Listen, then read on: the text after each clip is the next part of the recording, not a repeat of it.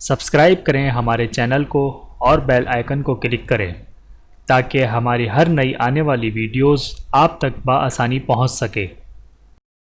اعوذ باللہ من الشیطان الرجیم، بسم اللہ الرحمن الرحیم۔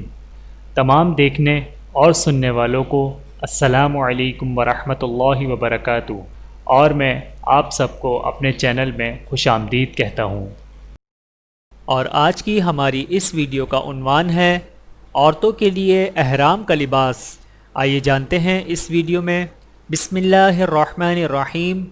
حضرت عبداللہ بن عمر رضی اللہ تعالی عنہ سے روایت ہے کہ میں نے رسول اللہ صلی اللہ علیہ وآلہ وسلم سے سنا، آپ صلی اللہ علیہ وآلہ وسلم منع فرماتے تھے عورتوں کو احرام کی حالت میں دستانہ پہننے سے اور چہرے پر نقاب ڈالنے اور کپڑوں کے استعمال سے جن کو زعفران اور ورس لگی ہو، اور ان کے علاوہ وہ جو رنگین کپڑے چاہیں تو پہن سکتی ہیں، قسمی کپڑا یا ریشمی کپڑا، اور اسی طرح وہ چاہیں تو زیور بھی پہن سکتی ہیں، اور شلوار قمیض اور موزے بھی پہن سکتی ہیں۔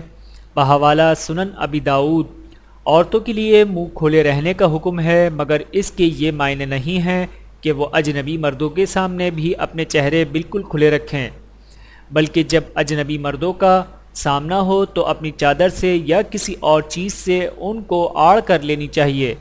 سنن ابی داؤد میں حضرت عائشہ رضی اللہ تعالی عنہ سے روایت ہے کہ ہم عورتیں حج میں رسول اللہ صلی اللہ علیہ وآلہ وسلم کے ساتھ احرام کی حالت میں تھیں۔ جب ہمارے سامنے سے مرد گزرتے تھے تو ہم اپنی چادریں سر کے اوپر لٹکا لیتی تھیں اور اس طرح پردہ کر لیتی تھیں، پھر جب مرد آگے بڑھ جاتے تو ہم اپنے چہرے کھول دیتی تھیں۔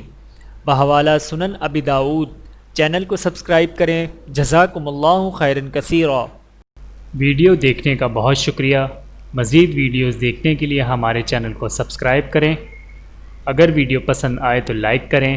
اچھی بات کو دوسروں تک پہنچانا صدقہ جاریہ ہے۔ جزاکم اللہ خیرا کثیرا۔ اپنا اور اپنے پیاروں کا بہت زیادہ خیال رکھیے گا اور مجھے دعاؤں میں یاد رکھیے گا۔ Take care. اللہ حافظ۔